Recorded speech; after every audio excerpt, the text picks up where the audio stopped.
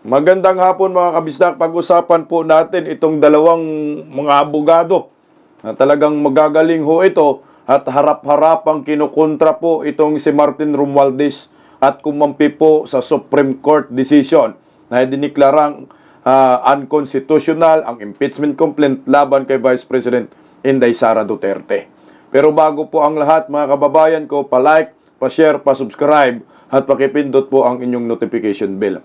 At yung nag-interview sa naturang abogado na si Sis Drilon ay napanganga. Hindi ho siguro nila akalain kung na ganun ang sagot ng naturang abogado. Bibigyan ko po kayo ng kunting detalye lang ho bago natin i-play ang naturang video. Ito po ayon po sa DCRP balita, abogado ng 2003 impeachment limit case, suportado ang Supreme Court sa pagpigil ng Duterte impeachment. Correction, hindi daw umano ito crisis.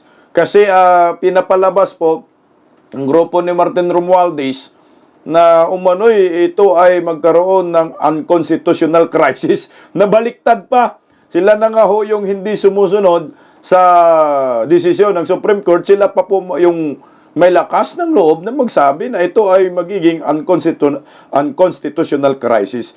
Pinore ni Attorney Ernesto Francisco Jr.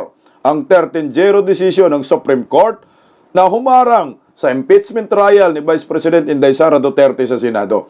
Si Francisco ang nasa likod ng 2003 landmark ruling tungkol sa mga limitasyon ng impeachment. Ayon sa kanya, tama ang hakbang ng Korte Suprema dahil malinaw na nilabag ng Kamara ang 1-year ban sa impeachment cases. Sinadya nilang ipagpaliban ang naunang reklamo para makalusot ang pang-apat. Bad fit yan, aniya. Hindi ito constitutional crisis, isa itong constitutional correction. Ayon po sa magaling na abogado na si Attorney Ernesto Francisco Jr. At sa interbyong ito, talagang pinalabas po ni Attorney na mga abusado itong nasa House of Representatives. Pakinggan po natin mga kabisdak at napanganga dito si Sister Drilon. Okay, pakinggan natin yung interview. We speak to the veteran constitutional litigator now. Welcome to the big story, Attorney Ernesto Francisco Jr. Yeah, good evening, sirs, ladies, good evening. Thank you. It's been a while that we've seen you in the public eye, attorney. Now, what can you say about the Supreme Court decision on Sara's impeachment? I have read the decision several times, sis, and I am very convinced that it is correct. It is correct because what the Supreme Court did was just to address a grave abuse of discretion on the part of the House. The issue here is that the House of Representatives did not comply with the constitutional one-year bar rule and violated the Supreme Court decision in the Francisco ruling.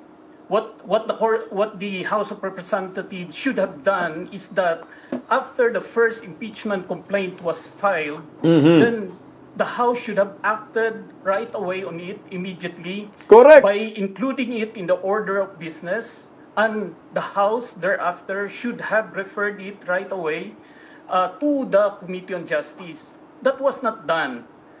It's in the House rules on impeachment that it should be done, but that was not done. So the Supreme Court, it's the duty of the Supreme Court, it's the constitutional duty of the Supreme Court to determine if there has been grave abuse of discretion on the part of the House of Representatives and to correct it. And here, there's a clear grave abuse of discretion on the part of the House of Representatives. This is not a question of the House following the Francisco ruling. The House did not follow the Francisco ruling and violated the constitutional provision on the one-year bar rule. All right. Let's go back to... Okay, palakpakan, attorney. Pag sinasabi mong grave abuse of discretion, matinding pang-aabuso sa pagpapasya no? Parang ganun yung lumalabas diyan. Akala ko siguro ng grupo ni Martin Romualdez ay yung mga yung mga judges sa Supreme Court ay hindi po ito papansinin. At akala siguro ni Martin Romualdez, walang magagaling na mga abogado na kumakampi kay Vice President Inday Sara Duterte gaya nila ni Atty. Torion kasi sila po yung petitioner dito. Oh. Nagulat na lang sila na mayroong nagpetisyon sa Supreme Court at ngayon nga ho ay kinatigan ng korte ang naturang petisyon. Kasalanan po ninyo yan, tambalustos. Dahil hindi po kayo nag-ingat, ang tawag dyan sablay ho talaga kayo. Kahit anong motion po ninyo, tanggapin na lang ho ninyo na hindi na po ma-impeach si Vice President Inday Sara at ang pangarap mong magiging Prime Minister, magiging drawing na lang. Daloy po, attorney. To the Francisco Doctrine, Mhm. which was initiated in a way which is exemplified by yourself. It pinpoints the initiation of an impeachment complaint when it is referred to the Justice Committee, correct? Correct, attorney? Yes, Yes. filing and referral to the Justice Committee. Right, but in this case, we heard the speaker say that there was no action on it, and they were archived after the approval by 1/3 vote of the House of Representatives Hindi rin. on the Oh. fourth complaint. Why So, is but- that?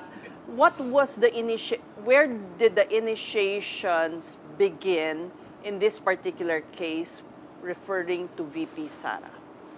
That's the violation says, because in the Constitution says that the House should have acted immediately, Correct. even on an impeachment complaint filed by a citizen. That's very important to us because that's the only power given to us citizens to file an impeachment complaint. The House, the Speaker, the Secretary General do not have any discretion to sit on these 3 impeachment complaints. Correct. They should have followed the Constitution. They should have followed the Francisco ruling, which is in the House Rules on Impeachment. If you look at page 1 of the House Rules on Impeachment, the Francisco ruling is quoted there in the footnote. But should this be applied? Bulilyaso si Tambaloslos. Kasi nga yung tatlong isinampa, yung na impeachment, December yun, di ba, 2024, pinatulog po nila. Pero i-final po doon, tinanggap po yun ng Secretary General. So pagtanggap ng Secretary General, dapat po yan ay itakil agad ng Kongreso. Ang problema, pinapatulog.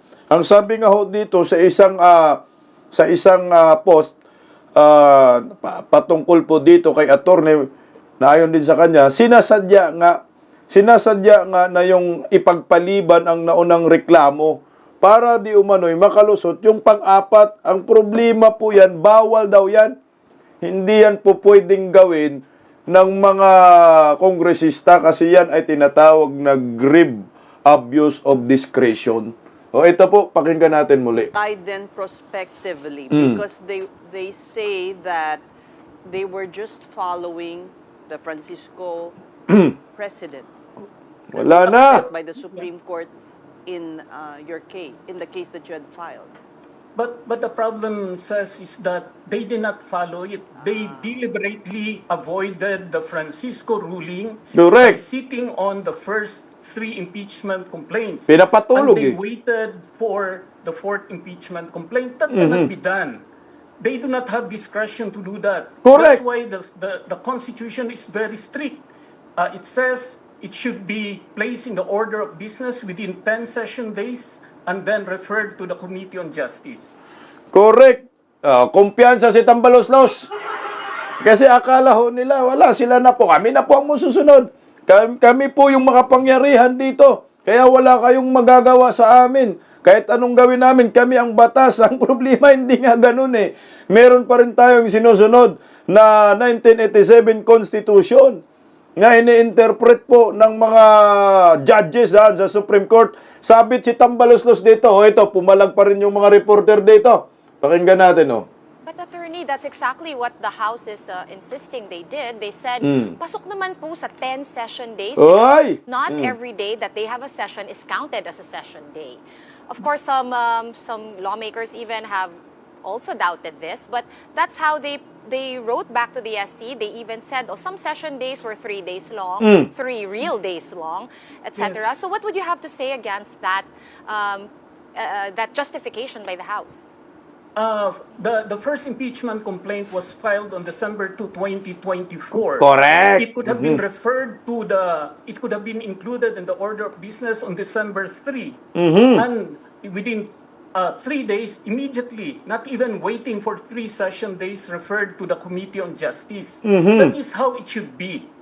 I have done that. I have filed on my own as a citizen. I have filed twice, thrice an impeachment complaint, and I relied on that. That when I file an impeachment complaint, as long as it's endorsed by a member of the House of Representatives, it is the constitutional duty of the House to act on it. Correct. Not to sit on it, but to act on it immediately. But- Here, they had 19 days, not just 10 days. They had 19 days to act on the first impeachment complaint that was filed on December 2, 2024. And I know why they did not act.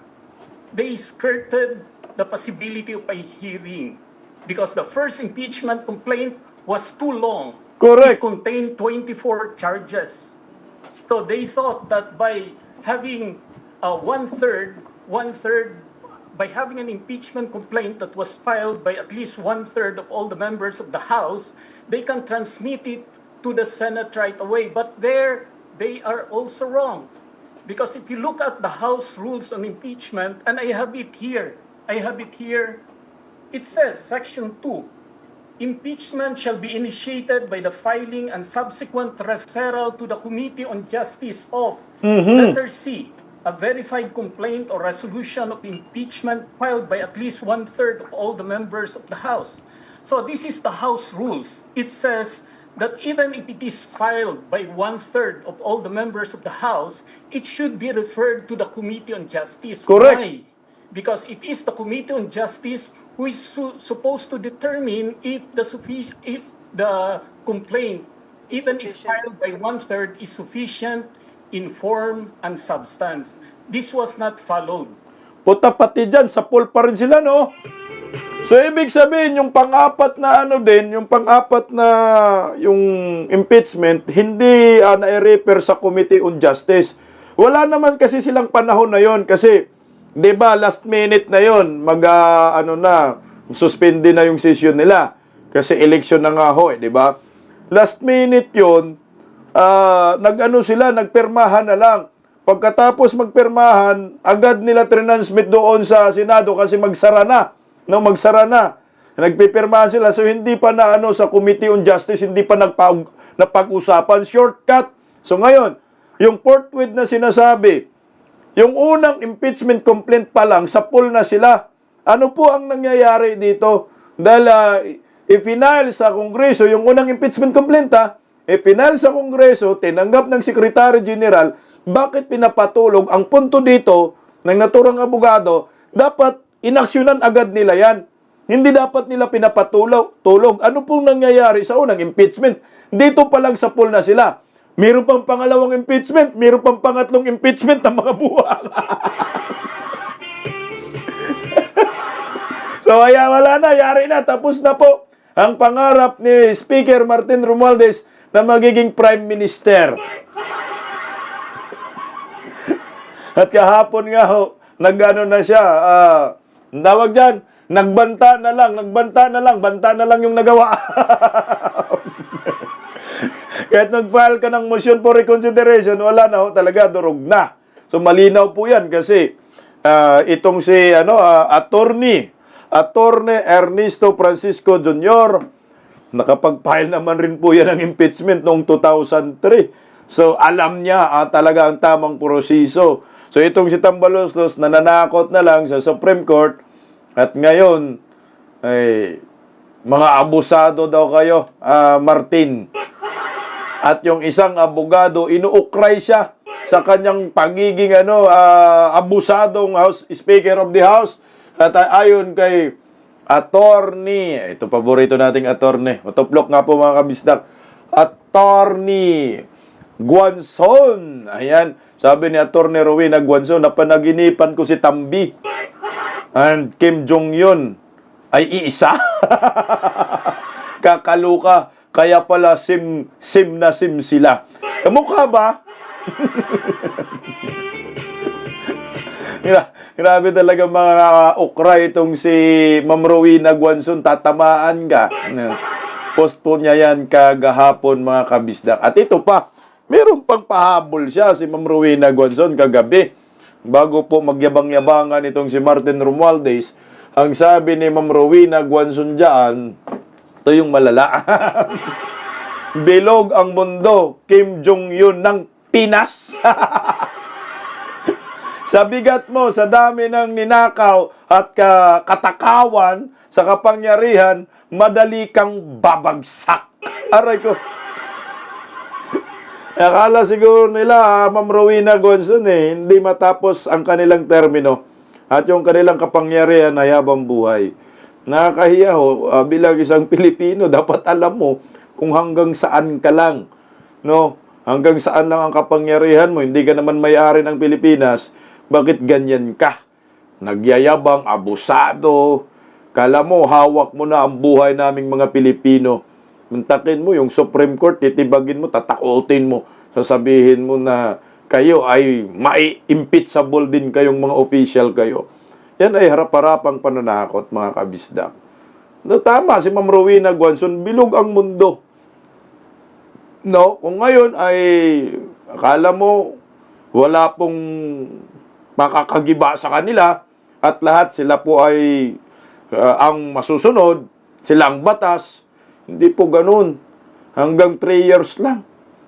No? Pagkatapos ni Bongbong Marcos sa 2028, ano po ang mangyayari sa inyo? Okay lang mo sana kung maabutan pa ito ng 2028. Sa daming issue ng korupsyon, napaka-imposible kung ang Pilipino ay hindi pa rin po papalag. Aminado sila, harap-harapang inamin na kagaya ng flood control projects. Isipin mo po yun, na kung saan-saan napupunta yung pera. At ngayon mga kabisdak, yung pananakot ni Martin Romualdez, ang tanong dito, kaya-kaya niyang ipa-impeach yung lahat po ng mga judges kasi 15 man yan. Buti yung dalawa, yung isa nag-abstain, yung isa ay hindi pumasok, di ba? Hindi nakaboto. So anong gusto niyang mangyari? Yung 15 o 13, pa-impeach niya. Sabi nga po ni Sas Rogando dito, mga kabisdak, sabi niya dyan, kapag napa-impeach talaga ni MR ang 15 na Supreme Court justices, he's the one. Believe na talaga ako kay Tamba. Siya na talaga ang may hawak ng Pilipinas. Kung kaya niyang ipa-impeach itong 15 man sinabi ni Sas dyan, 13 lang naman yung bumoto na dapat ito ay ibasura, no? Ideklarang unconstitutional yung naturang impeachment complaint dahil nga matindi yung paglabag, grave abuse of discretion nga ho, yung binitawan ng magaling na abogado, mga kabisdak. 15. Ngayon, di ba 3? Ito yung masakit dyan, mga kabisdak. Di ba, nag-file sila ng motion for reconsideration. Kung ngayong araw, magdedesisyon na po ang Korte Suprema sa kanilang motion. Kasi ang utos pa naman is, tawag dyan, kailangan ipapatupad agad, immediate executory. Ilan yung bumoto na nagdeklarang unconstitutional ang naturang impeachment? Di ba ho, 13 lang? What if ngayon, nag-file sila ng motion for reconsideration, boboto muli? No? Boboto muli. Kung 15 na po ang magsasabi, tama dito si Sasurgando, kung 15 na ho yung magsasabing unconstitutional pa rin ang naturang impeachment complaint at denied ang naturang motion ni Martin Romualdez, di 15 nga. Ipa-impeach mo, tamba. Katakot-takot na pira kung ganon. 15 titibagin mo. Mukhang malabo po, mga kabisdak. Ito, 1, 2, 3, 4, 5, 6, 7, 8, 9, 10, 11, 13, 14, 15. 15. Yung, ilan ba to? Teka lang. 1, 2, 3, 4, 5, 6, 7, 8, 9, 10, 11, 12. 15 nga. 15 ka justices. Yung ipa-impeach mo. Putsang ina, constitutional crisis yan. Yan ang tinatawag na constitutional crisis. Na kumbaga, itong House of Representatives, hindi na po umuyon sa desisyon ng Supreme Court at feeling nila sila ay biktima, lolo nyo. Kaya hito, mantakin mo first time in the history, si Martin lang ang makagawa nito. Lahat ng Supreme Court justices sa sampahan ng impeachment complaint yung 15. Grabing amat, Supreme Leader nga. Ama. Supreme Leader nga ho, mga kabisdak, yung turing ni Martin Romualdez sa kanyang sarili. Ano bang pinag-aralan mo, Martin? Abogado ba yan o abogago, no? Kung ako lang, Ma'am Rowena Guanzon, no, sampahan ko ito ng disbarment case itong si Romualdez Martin. Kung totoong abogado yan. Kasi sabi man, attorney, nalaman ko lang din yan na attorney, yung pumunta siya ng Cavite, di ba? Unga-unga siya ng Kasi yung isang kongresista sa Cavite, di ba, namimigay sila ng akap, tupad, at saka mga ayuda nga, may 5 kilong bigas, yan. Tinawag ko itong si Martin Romualdez, sinasabi ng speaker. Sinasawag na the best political political, parang sa daw yung pinakamagaling na political strategy. Ang tawag yan? Political manager. Sorry. Siya daw yung pinaka-the best na political manager ni Bongbong Marcos. Walang nagsipalakpakan, tahimik. At binanggit na rin po ng announcer, sabi na, attorney! Ayun, attorney pala ito. Doon ako nagulat, sabi ko, attorney pala ito. Wala pa rin pumalakpak. Attorney pala ito. Mantakin mo, abogado ka. Kung ikaw ay abogado, marunong ka sumunod sa kautusan ng kataas-taasang kagalang-galangang hukom Supreme Court. Marami ng mga eksperto na nagsasabi, grave abuse of discretion. Itong ginawa ng House of Representatives patungkol po dyan. Hindi ko po pwedeng itanggi nyo po ito. Tanggapin nyo na lang. Natalo na kayo. Hindi naman sinarado yung pinto na mag-file kayo ng impeachment. Sinabi lang naman ng Supreme Court. Talagang ang tindi ng nilabag ninyo. Mirisi kayo. Hindi kayo nag-iingat. Sisihin nyo si Percy Tabi na sampa lang ng impeachment. Sisihin nyo si Franz Castro. Gusto lang magmagaling. 3 yun, di ba? Tsaka, I think yung mga pari pa. Sisihin nyo yung mga paring kalbo.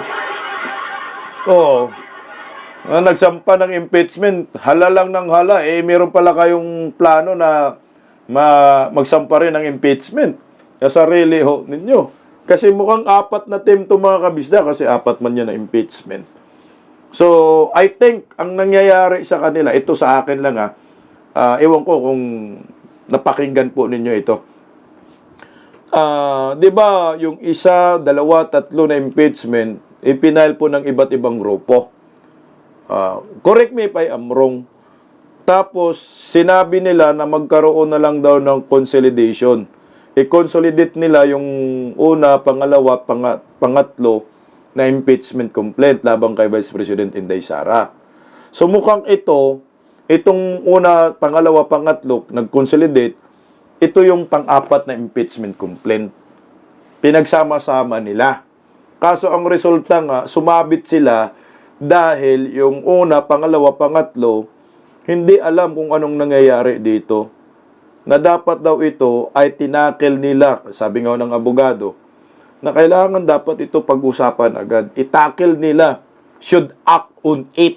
Hindi pwedeng patulugin nyo, ilagay mo sa archive, no? At ngayon, bigla-bigla ka na lang merong lumulusot na bagong impeachment at iyon ang pinagbutuhan ninyo ng 1/3 votes na ang yabang pa ni Tambaloslos. 215 ang pumirma dyan, oo. 150 million bawat pirma, di ba, Tamba? At yung nangunguna pa nga sa pagpirma, itong anak ni Bongbong na si Charis. Oh, number 1 sa listahan na ang pirma ang bilis. Question rin yan attorney, si Torion, attorney Torion.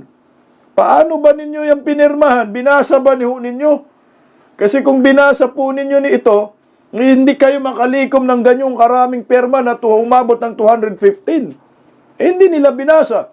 Talagang walang due process itong impeachment labang kay Vice President Inday Sara. Minikos-mikos nila, akala siguro nila makalusot sila, akala siguro nila ay walang mag-file ng petition sa Supreme Court. Malas nyo kasi tayo nasa demokrasyang bansa. Yung pinakahuli po natin puntahan ay yung Supreme Court.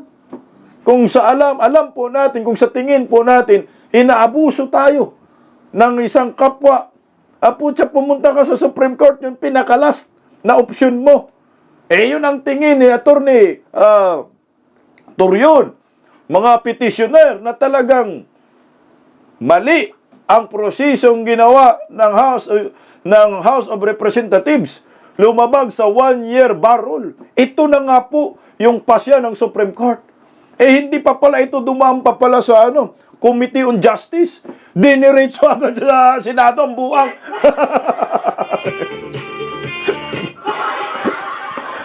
Mikos insan So ngayon, ang pangarap ni Martin Romualdez na ayon kay Ma'am Rowena Guanzon na magiging Prime Minister parang Kim Jong-un ng Pinas, ibaon nyo na lang sa limot. Wala na po kayong magawa. Immediate executory. Kahit na nag-file pa kayo ng motion for reconsideration, lalo po kayong mapapahiya. At lalo po kayong husgahan ng taong bayan. At sino po dito yung makagain ng suporta? Vice President Inday Sara Duterte. Wala nang iba na makikinabang dito sa kahangalan ni Tamba. Ang mga Pilipino nakatutok sa kanya ngayon. Kay Tambaloslos kung paano umabuso sa kapangyarihan. At ang mga Pilipino ngayon, ang simpatiya kay Vice President Inday Sara Duterte. Bakit? Siyempre ako Pilipino Kung ako Pilipino, sabihin na natin, neutral ako. Hindi ako Duterte supporters. Hindi ako rin Tambaloslos supporter. Ako ay isang pangkaraniwang tao lamang na wala akong kinikilingan, walang protektahan. Kagaya ni Senator Marcolita. Ako ay gusto akong patas lang, di ba? Sa nangyayari ngayon, kung ako ordinaryong Pilipino, saan ako kakampi? Saan yung puso ko? Saan yung simpatiya ko? Inday Sara ako. Yung Ali, kinampihan ng Supreme Court. At napuna ng Supreme Court yung grave abuse of discretion na ginagawa ng tropa ni Martin Romualdez. Saan ako kakampi? Sa mali, sa tama. Saan ako kakampi? Sa kataas-taasang hukom o sa Kongreso? Pag-isipan po ninyo. Yung 15 na yan, 15 Supreme Court Justices, hindi naman basta-basta yung kanilang mga kayahan dyan. Yung 13 na bumuto na ideklarang unconstitutional yung naturang impeachment labang kay Vice President Inday Sara Duterte, sa tingin nyo ba marating nila yung ganyang posisyon kung hindi sila matatalino? At mas matalino ba si Tambaloslos sa kanila? Hindi! Kaya kung akong ordinaryong Pilipino, yung simpatiya ko kay Vice President Inday Sara Duterte at lalong maluklok si Inday Sara sa posisyon ng pagka-presidente ngayong 2028. At wala nang magagawa ang kampo ni Martin Romualdez dyan sa Kongreso, kundi lumuhod, yumuko sa bagong presidente ng Republika ng Pilipinas ngayong 2028. Wala nang makakatibag kay Inday Sara. Lalo nilang pinapasikat si Inday Sara. Lalo nilang binigyan ng maraming supporter si Vice President Inday Sara. Dahil ang taong bayan ngayon, lahat ang simpatiya at ang suporta kay Inday Sara Duterte. At ang tingin ng mga Pilipino ngayon, itong si Martin Romualdez, abusado at kontrabida sa buhay ng maraming Pilipino. See you po mamaya sa Bisdak Pilipinas, alas 8:30 live commentary. Dito lamang po. Mabuhay po tayo mga Pilipino. Bisdak Pilipinas. God first.